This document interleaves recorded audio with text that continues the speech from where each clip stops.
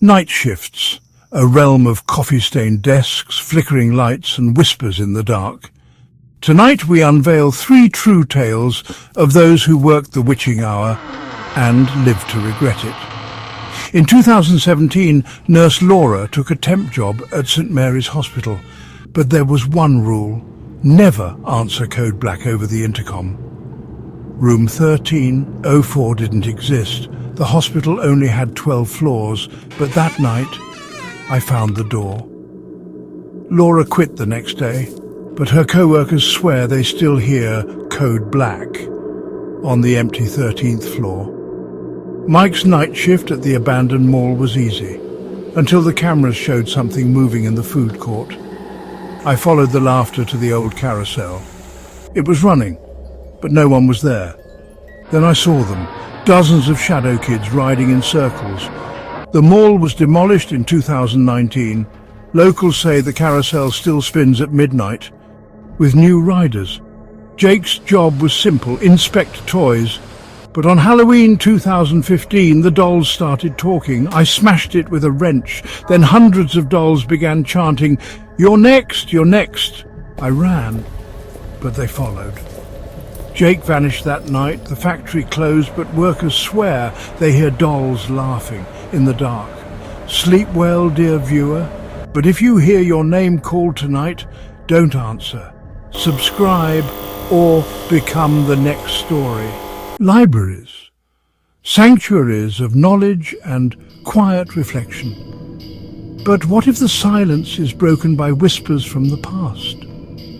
Welcome to the haunted library, where books move on their own and secrets are never truly buried.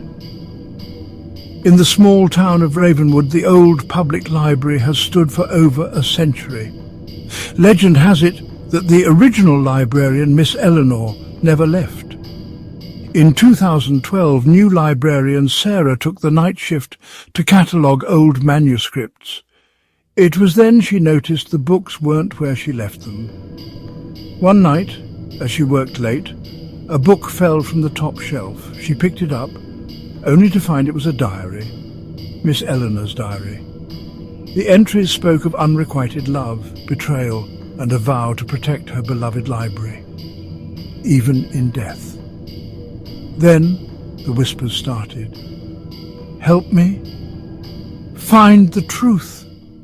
Sarah followed the voices to the basement, where she discovered a hidden room filled with old, forgotten books. In the centre, a portrait of Miss Eleanor stared back at her, eyes almost alive. Suddenly, the room grew cold. Books flew off the shelves, pages rustling as if possessed. The whispers grew louder, more insistent. Sarah fled, but she could still hear them even outside the library walls. She never returned to Ravenwood, but locals say if you visit the library at midnight, you can still hear Miss Eleanor's whispers and see the books move on their own. So, dear viewer, if you find yourself in a quiet library and hear a whisper, remember, it might not be your imagination. Subscribe, Bart, before Miss Eleanor finds you. Museums, a treasure trove of history and culture where the past is preserved for all to see. But sometimes the past doesn't stay behind the glass. Welcome to the Midnight Museum, where ancient warriors rise from their eternal slumber. In the heart of the city lies the Heritage Museum, renowned for its collection of ancient artifacts. Legend has it that these relics are guarded by spirits who refuse to rest. In 2015, Mark, a new night guard, took the night shift to earn some extra cash. Little did he know, his nights would be far from ordinary. It started with subtle signs, shadows moving in the corner of his eye, the faint sound of clinking armor. One night, as Mark patrolled the Egyptian exhibit, he noticed something unusual. The sarcophagus of an ancient warrior was slightly ajar. As he approached, a chilling breeze swept through the room, extinguishing his flashlight. In the darkness, he heard the unmistakable sound of footsteps. He turned to see a ghostly apparition, a warrior clad in ancient armor, eyes glowing with an eerie light. Mark tried to run, but the door slammed shut, trapping him inside. The warrior raised his spectral sword, and Mark felt a cold dread wash over him. He heard whispers in an ancient language, voices filled with anger and sorrow. Just as the warrior lunged, Mark collapsed, losing consciousness. He woke up outside the museum, the doors wide open. He never spoke of that night, but he quit his job immediately.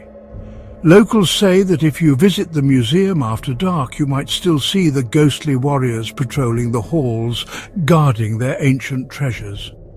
So, dear viewer, if you find yourself in a museum at night and see a shadow move, remember the past never truly dies.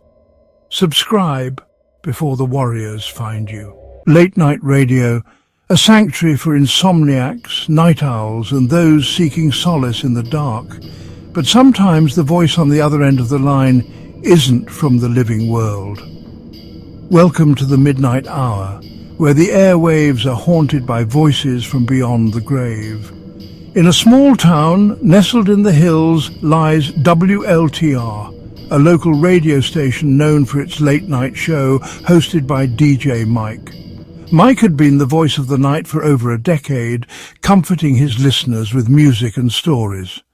But one night, his show took a turn for the terrifying. It began with a call from a man named John, a regular listener who always requested old rock ballads. John had a warm, familiar voice that Mike recognized instantly, but something was off.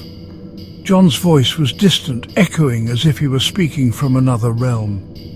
"Mike," John said, his voice wavering, "I need your help. The darkness, it's closing in." Mike, puzzled but concerned, asked where John was. The line crackled and John replied, "I am at the old cemetery. Please, come." Mike's blood ran cold. He knew John had passed away a month ago in a tragic accident, yet here he was, pleading for help from beyond the grave. Shaken, Mike decided to investigate. He drove to the cemetery, the night air thick with an unsettling silence. As he approached John's grave, his radio crackled to life, playing John's favorite song. The ground beneath him felt cold and he heard whispers, John's voice calling out to him. "Mike, I'm trapped. Help me find peace." Terrified but determined, Mike knelt by the grave, speaking into the night. He promised to play John's favorite song every night, hoping it would bring him peace. The whispers faded, replaced by a profound silence. Returning to the station, Mike honored his promise. Every night he played John's song, hoping it would guide his spirit to rest. The calls from John ceased, but the memory of that night haunted Mike forever. So, dear listener, if you ever hear a familiar voice on the radio, remember, some voices never truly fade away. Subscribe before the ghosts find you. Theatre, where dreams come alive and stories are told under the spotlight. But what if the characters refuse to leave the stage, even in death? Welcome to the haunting tale of the phantom actress, a ghostly presence that lingers in the shadows of an old theatre. In a forgotten corner of the city, the Grand Majestic Theatre stood as a relic of a bygone era. Its glory days long past, the theatre now served as a venue for small local performances. But beneath the faded grandeur and dusty seats, something eerie awaited.